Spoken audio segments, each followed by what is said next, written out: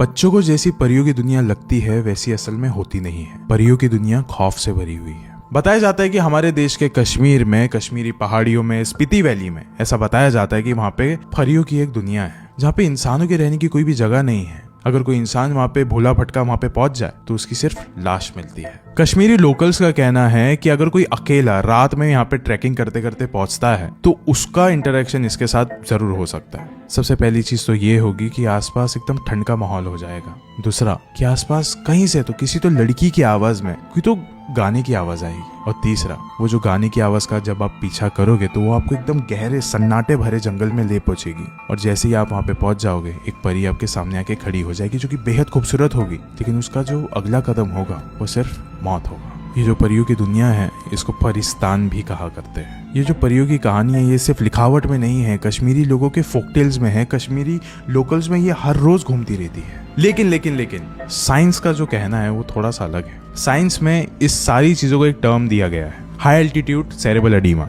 जहाँ पे 8,000-9,000 फीट के ऊपर जब कोई भी इंसान रहता है उसको एक अजीब तरीके की बीमारी हो जाती है जिसका नाम है हाई एल्टीट्यूड सेरेब्रल एडीमा, जिसके अंदर आपको अलग अलग तरीके की हेल्यूसिनेशंस होगी, अलग अलग चीजों की आवाजें सुनाई देगी, कोई ना कोई लोग आपको देखते हुए मिलेंगे और ये सब की वजह से आप चक्कर खा के फेंट हो जाओगे, गिर जाओगे, बेहोश हो जाओगे। और अगर आप सुबह में पहाड़ों में मिलते हो, किसी तालाब के किनारे पड़े मिलते हो तो उठने के बाद आप यही चीजें कहोगे कि मुझे कहीं से गाने की आवाज आ रही थी, मैं उसका पीछा किया और उसके बाद चक्कर खा के गिर गया, या फिर मुझे कोई खूबसूरत सी लड़की मिली जिसके सामने आके मैं बेहोश हो गया। लेकिन इसकी असलियत सिर्फ ये डिजीज भी हो सकती है। अब आप बताओ क्या साइंस सच्चा है और सीरियसली किसी को हाई एल्टीट्यूड सेरेब्रल एडीमा हो सकता है, या फिर ये जो परिस्तान है, ये जो परियों की दुनिया है, ये हकीकत है?